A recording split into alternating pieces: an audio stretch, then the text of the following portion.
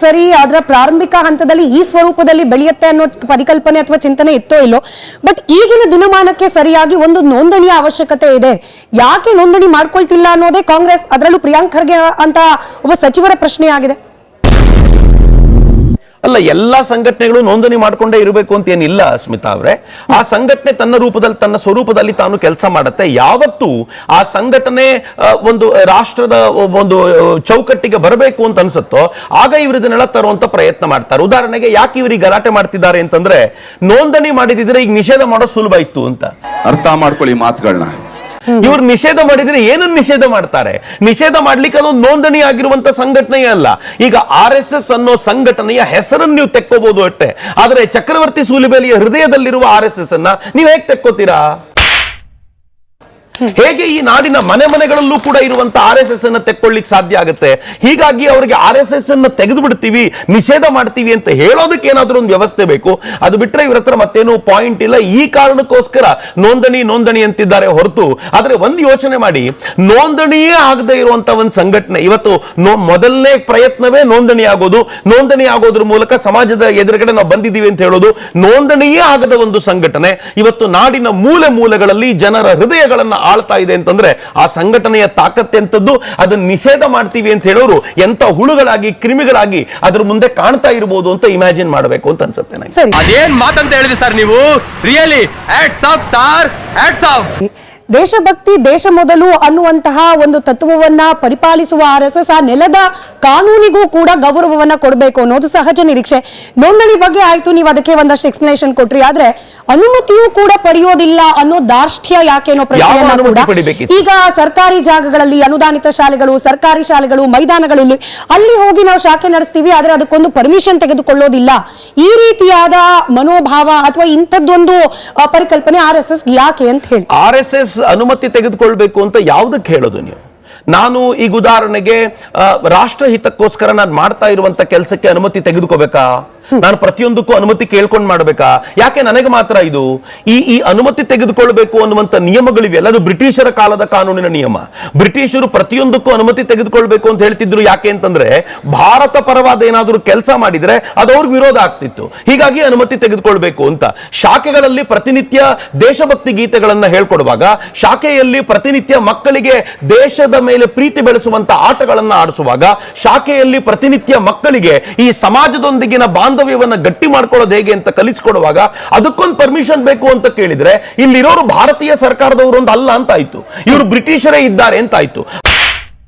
ಈ ನನ್ನ ಮಕ್ಕಳು ಅನ್ನ ತಿಂತಾರ, ಏಲ್ ತಿಂತಾರಣ್ಣ ಈ ನನ್ನ ಮಕ್ಕಳು. ಹಾಗಿದ್ದಾಗ ಇಂಥವ್ರನ್ನ ಓಡಿಸ್ಲಿಕ್ಕೆ ಮಹಾತ್ಮ ಗಾಂಧೀಜಿಯವರಂತ ಇನ್ನೊಂದು ಕ್ವಿಟ್ ಇಂಡಿಯಾ ತರಬೇಕೆ ಹೊರತು ಇವರುಗಳ ಪರ್ಮಿಷನ್ ತೆಗೆದುಕೊಂಡು ಕೂತ್ಕೊಳ್ತಾ ಇರೋದ್ರಲ್ಲಿ ಅರ್ಥ ಇಲ್ಲ ಅಂತ ನನಗಂತೂ ತುಂಬಾ ಸ್ಪಷ್ಟವಾಗಿ. ನಾಳೆ ಇನ್ಯಾವುದೋ ಸಂಘಟನೆ ಬರುತ್ತೆ, ನಾವು ಅನುಮತಿ ಇಲ್ಲದೆ ಮೆರವಣಿಗೆ ಮಾಡ್ತೀವಿ, ನಾವು ಅನುಮತಿ ಇಲ್ಲದೆ ದಂಡತ್ತರದಲ್ಲಿ ಮತ್ತೊಂದೇನೋ ಇಟ್ಕೊಂಡ್ಬಿಟ್ಟು ಮೆರವಣಿಗೆ ಮಾಡ್ತೀವಿ, ಪ್ರದರ್ಶನ ಮಾಡ್ತೀವಿ, ಘೋಷಣೆ ಕೂಗ್ತೀವಿ, ಸರ್ಕಾರಿ ಜಾಗ ಬಳಕೆ ಮಾಡ್ಕೊಳ್ತೀವಿ, ಅವ್ರಿಗೆ ಅನುಮತಿ ಪಡ್ಕೊಳ್ಳೋ ಅನಿವಾರ್ಯತೆ ಎಲ್ಲ ನಮಗೆ ಯಾಕೆ ಅಂತ ಮಾಡ್ತಿದ್ದಾರಲ್ಲ. ನಾನು ಅದನ್ನೇ ಹೇಳ್ತಾ ಇರೋದು.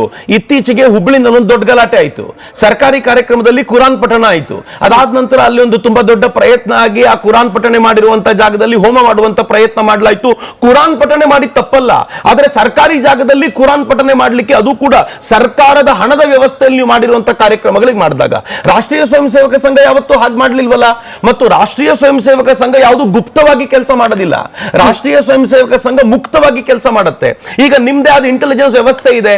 ನೀವೊಂದು ಶಾಖೆಗೆ ಹೋಗಿ ನಿಮ್ ಇಂಟೆಲಿಜೆನ್ಸ್ ಆಫೀಸರ್ಗಳನ್ನ ಪ್ರತಿನಿತ್ಯ ಚಡ್ಡಿ ಹಾಕೊಂಡು ಕಳಿಸಿ. ಈಗ ಪ್ಯಾಂಟ್ ಮಾಡಿದ್ದಾರೆ, ಅವ್ರಿಗೆ ನಾಚಿಕೆ ಕೂಡ ಆಗ್ಲಿಕ್ಕಿಲ್ಲ. ಅವ್ರು ಪ್ಯಾಂಟ್ ಹಾಕೊಂಡು ಹೋಗಿ ಪ್ರತಿನಿತ್ಯ ಶಾಖೆಗೆ ಹೋಗಿ ನಿಂತ್ಕೊಳ್ಳಿ, ಶಾಖೆಯಲ್ಲಿ ಏನ್ ಮಾಡ್ತಾರೆ ನೋಡ್ಲಿ, ಅದರಲ್ಲಿ ದೇಶದ್ರೋಹದ ವಿಚಾರ ಏನ್ ಹೇಳ್ತಾರೆ ಅಂತ ಅವರು ಹೇಳಿ ಅದನ್ನ ವರದಿ ಕೊಡ್ಲಿ. ಅದನ್ನ ಬಿಟ್ಟು ನೀವು ನಿಮ್ಮ ಮನಸ್ಸಿಗೆ ತಕ್ಕಂತೆ ಹೇಳ್ತಾ ಇದ್ದೀರಾ ಅನ್ನೋ ಕಾರಣಕ್ಕೋಸ್ಕರ ನಿಮ್ಮ ಬಯಕೆಗೆ ತಕ್ಕಂತೆ ಹಿಂದೂಗಳು ಪದೇ ಪದೇ ಹೋಗಿ ಪರ್ಮಿಷನ್ ತಗೊಳ್ಳೋದೇನು? ನನ್ಗೆ ಈಗಲೂ ಪ್ರಶ್ನೆ ಇದೆ.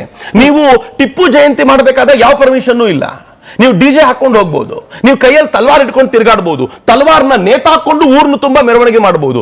ಆದ್ರೆ ಒಂದು ಗಣೇಶನನ್ನ ಪೆಂಡಾಲ್ ನಲ್ಲಿ ಕೂರಿಸಬೇಕಾದ್ರೆ ನಮ್ಗೆ 28 ಪರ್ಮಿಷನ್ ತೆಗೆದುಕೊಳ್ಬೇಕು, 28 NOCಗಳು ಬೇಕು. ಆದ್ರೆ ಟಿಪ್ಪು ಜಯಂತಿ ಮೊನ್ನೆ ಶುರುವಾಗಿರೋದು. ಆದ್ರೆ ಗಣೇಶೋತ್ಸವವನ್ನ 1893ರಿಂದ ಸಾರ್ವಜನಿಕವಾಗಿ ಆಚರಣೆ ಮಾಡ್ಕೊಂಡು ಬರ್ತಾ ಇದ್ದೀವಿ. ಬ್ರಿಟಿಷರು ನಮಗ್ ಪ್ರಶ್ನೆ ಕೇಳಲಿಲ್ಲ, ನೀವು ಪ್ರಶ್ನೆ ಕೇಳ್ತಿದ್ದೀರಿ ಅಂತಂದ್ರೆ ಅರ್ಥ ಏನು? ಇದು ಕಾಂಗ್ರೆಸ್ನವರು ಮುಸ್ಲಿಂ ಪಕ್ಷ ಅಂತ ಹೇಳ್ಬಿಟ್ಟಿದ್ದಾರೆ. ದಂಡ ಇಟ್ಕೊಂಡು ಮೆರವಣಿಗೆ ಮಾಡ್ತಾರೆ, ಘೋಷಣೆಗಳನ್ನ ಕೂಗ್ತಾರೆ. ಇದೆಲ್ಲವೂ ಕೂಡ ಒಂದ್ ರೀತಿಯಲ್ಲಿ ಸಮಾಜದಲ್ಲಿ ಭಯ ಸೃಷ್ಟಿ ಮಾಡುವಂತಹ ವಾತಾವರಣ. ಪ್ರಿಯಾಂಕ್ ಖರ್ಗೆ ಅವರ ಸ್ಟೇಟ್ಮೆಂಟ್. ಅಣ್ಣ ನನ್ ಹುಚ್ಚಿಡ್ದಿದ್ಯಾ ಅಣ್ಣ? ದಂಡ ಹಿಡ್ಕೊಂಡೆ ಇವರು ಪ್ರವಾಹ ಬಂದಾಗ ಪ್ರವಾಹ ಪೀಡಿತರಿಗೆ ಸಹಾಯ ಒದಗಿಸಲಿಕ್ಕೆ ಹೋಗ್ತಾರೆ. ಆಗ ಹೆದರಿಕೆ ಆಗಿರ್ಲಿಲ್ವಾ? ಉತ್ತರ ಕರ್ನಾಟಕದಲ್ಲಿ ಎಲ್ಲಿ ಇವತ್ತು ಪ್ರಿಯಾಂಕ್ ಖರ್ಗೆ ಮಾತನಾಡ್ತಾರೆ ಅದೇ ಜಾಗಗಳಲ್ಲಿ ಕಲಬುರಗಿಯಿಂದ ಪದೇ ಪದೇ ಅವ್ರ ತಂದೆ ಮತ್ತು ಮಗ ಆರಿಸ್ಕೊಂಡು ಬಂದಿದ್ದಾರೆ. ಇವತ್ತು ಖರ್ಗೆ ಅವರ ಅಳಿಯ ಆರಿಸ್ಕೊಂಡು ಬಂದಿದ್ದಾರೆ. ಅವರೆಲ್ಲರೂ ನಿರಂತರವಾಗಿ ಆಳ್ತಾ ಇರುವಂತ ಜಾಗದಲ್ಲಿ ಪ್ರವಾಹ ಬಂದಾಗ ಅತ್ಯಂತ ಹಾಳಾಗೋಗಿರುವಂತಹ ಜಾಗಗಳಲ್ಲಿ ಇದೇ ದಂಡವನ್ನು ಹಿಡ್ಕೊಂಡು ಚಡ್ಡಿಯನ್ನು ಹಾಕೊಂಡು ಕೆಲಸ ಮಾಡ್ತಾ ಆ ಜನರಿಗೆ ಧೈರ್ಯವನ್ನು ತುಂಬೋದು ಇದೇ RSS. ನೀವು ದಂಡ ಹಿಡಿದ ಮಾತ್ರಕ್ಕೆ ಇವರನ್ನ ಹೆದರಿಸ್ತಾರೆ ಅಂತ ಕರೆಯೋದಾದ್ರೆ ತಲವಾರ್ ಹಿಡ್ಕೊಂಡು ತಿರುಗೋರ್ ಬಗ್ಗೆ ಮಾತಾಡ್ತಿಲ್ವಲ್ಲ ನೀವು?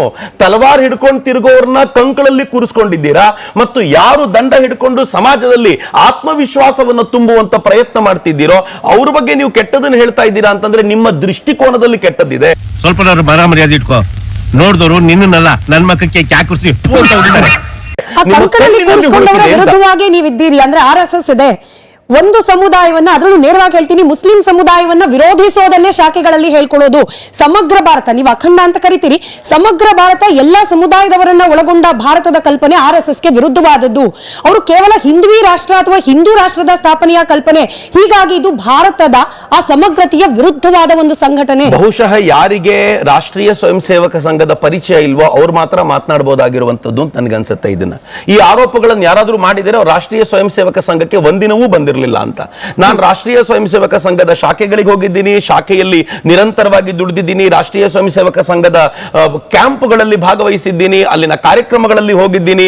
ಪ್ರತಿಯೊಂದು ರಾಷ್ಟ್ರೀಯ ಸ್ವಯಂ ಸೇವಕ ಸಂಘದ ಪ್ರಚಾರಕರೊಂದಿಗೆ ನಂಗೆ ಸಂಪರ್ಕ ಇದೆ, ಬಹುತೇಕರೊಂದಿಗೆ ಪ್ರಚಾರಕರೊಂದಿಗೆ ಸಂಪರ್ಕ ಇದೆ. ಇವೆಲ್ಲವನ್ನೂ ಇಟ್ಕೊಂಡು ನೋಡುವಾಗ ರಾಷ್ಟ್ರೀಯ ಸ್ವಯಂ ಸೇವಕ ಸಂಘ ಒಟ್ಟಾರೆ ಅದು ಕೆಲಸ ಮಾಡುವಂತ ರೀತಿ ಇದೆ. ನಾನು ಅದಕ್ಕೆ ಹೇಳ್ತಿರೋದು ನಿಮಗೆ, ಯಾರಾದರೂ ಇಂಟೆಲಿಜೆನ್ಸ್ ಆಫೀಸರ್ ಇದ್ರೆ ಅವರು ಪ್ಯಾಂಟ್ ಹಾಕೊಂಡು ಒಂದು 6 ತಿಂಗಳು ಹೋಗಿ ಬರಬೇಕು. ನಾನು ಪ್ರಿಯಾಂಕ್ ಖರ್ಗೆ ಅವರಿಗೆ ಮುಕ್ತ ಆಹ್ವಾನ ಕೊಡ್ತೀನಿ.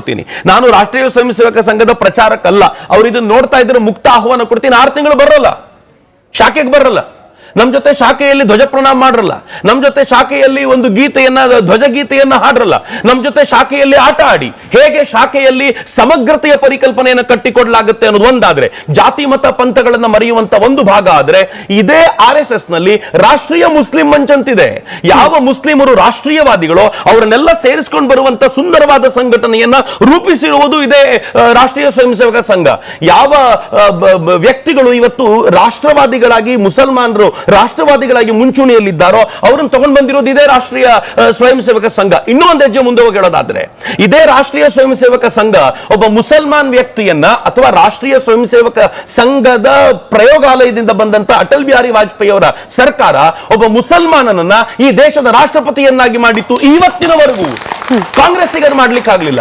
ನಾನು ಇನ್ನೂ ಒಂದು ಹೆಜ್ಜೆ ಮುಂದೆ ಹೋಗಿ ಹೇಳ್ತೀನಿ, ಬಾಬಾ ಸಾಹೇಬ್ ಅಂಬೇಡ್ಕರ್ ಬಗ್ಗೆ ತುಂಬಾ ಮಾತಾಡ್ತಾರಲ್ಲ ಪ್ರಿಯಾಂಕ್ ಖರ್ಗೆ ಅವರು, ಇದೇ ಬಾಬಾ ಸಾಹೇಬ್ ಅಂಬೇಡ್ಕರ್ ರಾಷ್ಟ್ರೀಯ ಸ್ವಯಂ ಸೇವಕ ಸಂಘದ ಕಾರ್ಯಕ್ರಮವೊಂದಕ್ಕೆ ಬರ್ತಾರೆ.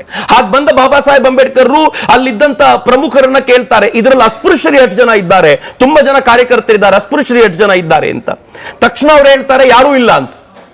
ಬಾಬಾ ಸಾಹೇಬರಿಗೆ ಸ್ವಲ್ಪ ಖುಷಿ ಆಗುತ್ತೆ, ಅಸ್ಪೃಶ್ಯರು ನೀವೇ ಕೇಳಿ ಅಂತ ಅವ್ರು ಹೇಳಿದಕ್ಕೆ ಬಾಬಾ ಸಾಹೇಬರು ಕೇಳ್ತಾರೆ ಅಸ್ಪೃಶ್ಯರು ಯಾರಿದ್ದಾರೆ ಎದ್ ನಿಂತ್ಕೊಂಡು ಕೇಳಿ ಬನ್ನಿ ಅಂತಂದಾಗ ಯಾರು ಬರೋದಿಲ್ಲ. ಬಾಬಾ ಸಾಹೇಬರು ಹೇಳ್ತಾರೆ ನೋಡಿದ್ದೀರಾ ಎಲ್ಲ ಮೇಲ್ವರ್ಗದವ್ರನ್ನೇ ಸೇರಿಸ್ಕೊಂಡು ಸಂಘಟನೆ ಕಟ್ಟಿದ್ದೀರಾ ನೀವು ಅಂತ. ಆಗ ಸಂಘದ ಪ್ರಮುಖರೇ ಹೇಳಿದ್ರು, ಇಲ್ಲ ನಿಮ್ಗೆ ಹಂಗೆ ಹೇಳಿದ್ರೆ ಅರ್ಥ ಆಗೋದಿಲ್ಲ, ಜಾತಿ ವಿಶೇಷದ ಹೆಸರು ಹೇಳಿ ಕರೀರಿ ಆಗ ಬರ್ತಾರೆ ಅಂತ. ಬಾಬಾ ಸಾಹೇಬರು ಒಂದೊಂದೇ ಜಾತಿಯನ್ನು ಹೇಳ್ತಾರೆ, ಈ ಜಾತಿಯವ್ರು ಬನ್ನಿ, ಈ ಜಾತಿಯವ್ರು ಬನ್ನಿ, ಅವರೆಲ್ಲ ಮುಂದೆ ಬರ್ತಾರೆ, ಮುಂದೆ ಬಂದು ಬಾಬಾ ಸಾಹೇಬರವ್ರನ್ನ ಮಾತಾಡಿಸ್ತಾರೆ, ಎಲ್ಲರೂ ಆ ಜಾತಿಯವರು. ಆದ್ರೆ ಇದುವರೆಗೂ ಈ ಪ್ರಶ್ನೆ ಇಲ್ಲಿ ಕೇಳಿರ್ಲಿಲ್ಲ, ಮೊದಲನೇ ಬಾರಿಗೆ ನೀವು ಕೇಳ್ತಾ ಇದ್ದೀರಾ. ಇಲ್ಲಿ ಅಸ್ಪೃಶ್ಯತೆಯ ಸೋಂಕಿಲ್ಲ ಅಂತ ಏನಾದ್ರೂ ಹೇಳಿದ್ದಿದ್ರೆ ಅದು ಸಂಘದ ಶಾಖೆಗಳಲ್ಲಾಗಿರುವಂತದ್ದು, ಸಂಘದ ಕ್ಯಾಂಪ್ಗಳಲ್ಲಾಗಿರುವಂತದ್ದು.